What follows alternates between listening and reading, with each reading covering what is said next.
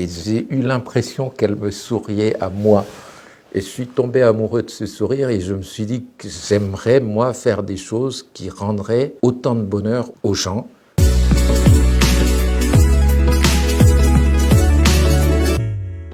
Mohamed Saleh Haroun pour le Jam Post. Moi, je suis né à Béché.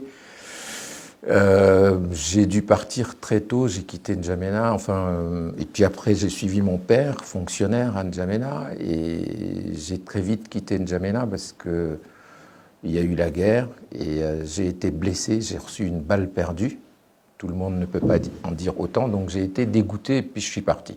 Depuis, je ne suis plus jamais revenu que pour faire des films. Je suis devenu cinéaste parce que j'ai vu pour la première fois, quand un de mes oncles m'a amené au cinéma, je devais avoir 9 ans, c'était à Béché, et j'ai vu une actrice indienne, très belle actrice indienne, qui fixait la caméra comme ça, là, et qui souriait. Et j'ai eu l'impression qu'elle me souriait à moi. Et je suis tombé amoureux de ce sourire, et je me suis dit que j'aimerais, moi, faire des choses qui rendraient autant de bonheur aux gens, comme moi je l'ai ressenti ce soir-là. Donc voilà, je fais du cinéma parce que je suis à la recherche de ce sourire de cette belle femme indienne. Ah, la réalisation dont je suis le plus fier, vous savez, les films c'est un peu comme des enfants, donc on n'a pas de préférence pour ces enfants. Pour moi, ils sont tous égaux. Oui, non, je les aime tous au même niveau. Un film, c'est une histoire et de l'émotion, en fait. Voilà. Ce que je ne supporte plus, c'est quand on me demande quel est le message de votre film après l'avoir regardé.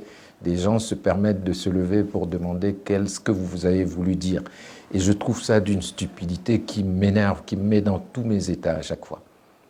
Cela dit, c'est qu'au Tchad qu'on pose cette question-là. Ailleurs, les gens ne posent jamais ce genre de questions.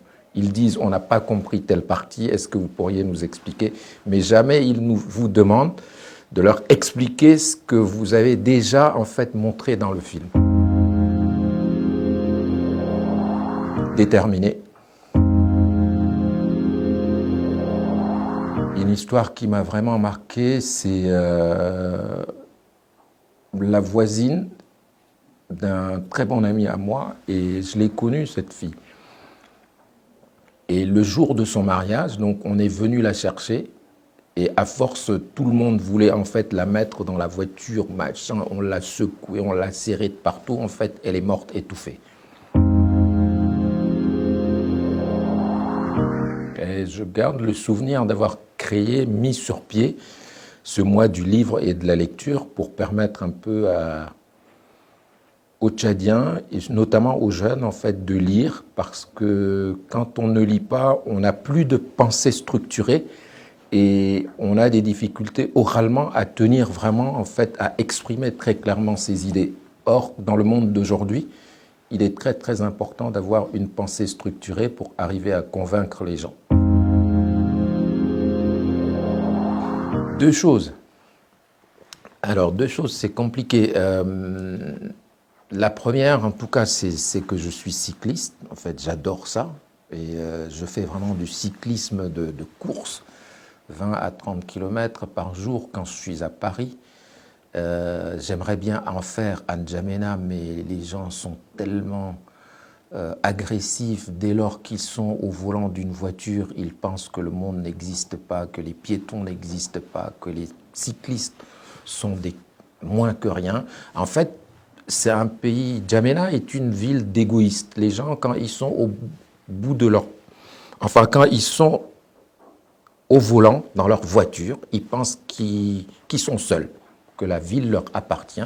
C'est la seule ville d'ailleurs, alors parler de N'Djamena alors que je parle de cyclisme, il faut le faire. Mais c'est la seule ville où quand quelqu'un vous fait un appel de phare, c'est pour vous dire laisse-moi passer, alors que dans le contexte international, la communication internationale partout dans le monde, quand vous faites un appel de phare, c'est pour dire à l'autre, vous pouvez passer. Sauf qu'au Tchad, on l'a inversé. Donc c'est un peu comme si les gens, au lieu de marcher sur leurs pieds, ils marchent sur la tête. La deuxième chose, donc. Deuxième chose que je fais, moi, et que les gens ne connaissent pas, alors là, oui, je suis un cuisinier. J'adore cuisiner. Je cuisine pour mes enfants et je suis un excellent cuisinier. Et si je n'avais pas été cinéaste, je serais devenu cuisinier parce que c'est le plus beau métier au monde. Et tous les hommes tchadiens, si seulement ils cuisinaient, je crois qu'ils auraient un autre rapport au monde que de faire les frimeurs. Yanga, machin, tout ça, la brutalité. Voilà.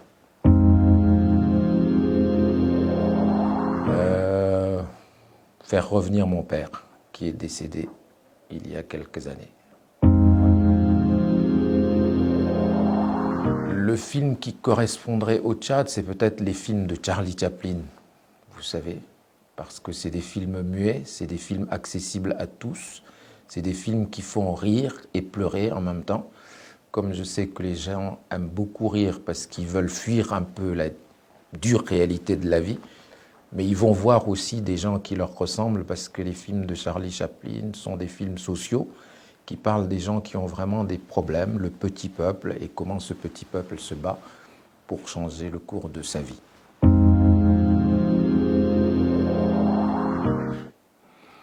Alors, il y a un proverbe que j'aime bien et qui m'a inspiré d'ailleurs le titre de mon deuxième roman, Les culs reptiles. As-sabr qatal al-waral, ce qui veut dire que la patience a fini par tuer le varan. C'est-à-dire qu'attendre en espérant que les choses arrivent, on finit par en crever. Donc il faut bouger. Il ne faut jamais faire de la patience une vertu. Or au Tchad, on nous apprend que oui, Asbour, Nassour Talga, enfin, des conneries, vous le savez bien.